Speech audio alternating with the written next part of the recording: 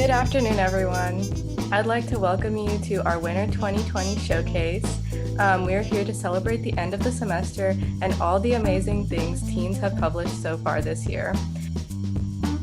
The goal for the showcase is always to really show off all the amazing work that VOXers have done so far. I think that's really empowering. I think it's like multi-sided in that one, it's empowering for the creators of the work, the teams who initiated the stuff that led to the content or made the content themselves or facilitated the showcase to just share that to the general Atlanta community. And then it's really powerful also for other organizations involved to learn from the way VOX does things, the VOXy method.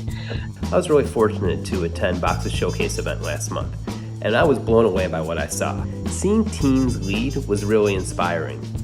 All I could think about was all the craziness in our country today, and here are a bunch of teenagers with a lot less experience and a lot less agency, and all of a sudden they're leaning into these conversations. They're telling us their experiences with vulnerability and honesty that's so rare these days. I attended the Teen Showcase in December and it was absolutely fantastic. They were so confident, great listeners, kind, considerate, and very well organized. It was obvious that they knew each other's strengths really well, played to each other's strengths, and really showed up in their passions. I think they put a lot of trust into us, and that's always daring, and you're a bit, oh, what if I mess up? But I think ultimately it gives you confidence, and it allows you to be as creative and as daring as you want to be. And it was so amazing to see all these new facilitators really, giving it their all and really doing a great job in their rooms with people that they didn't know.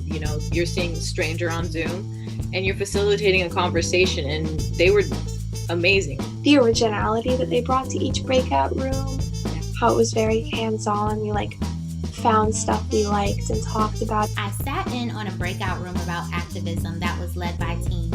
One of the teen participants asked a really critical question. She said, how do you engage your social circle if they don't feel connected to the movement? What if they don't feel as though their voice matters?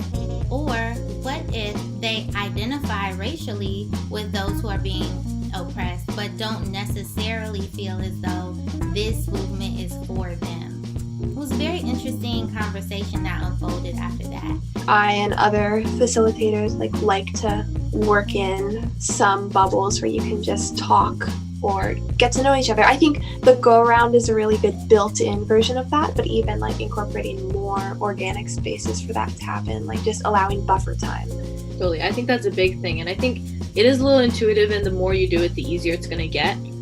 But making sure that you're building that sense of community and that, I would say, just a chill atmosphere, that's so important. When people say they learned something from these sessions, I think that's really powerful because you're learning from teens. Teens are bringing up issues that are important to them.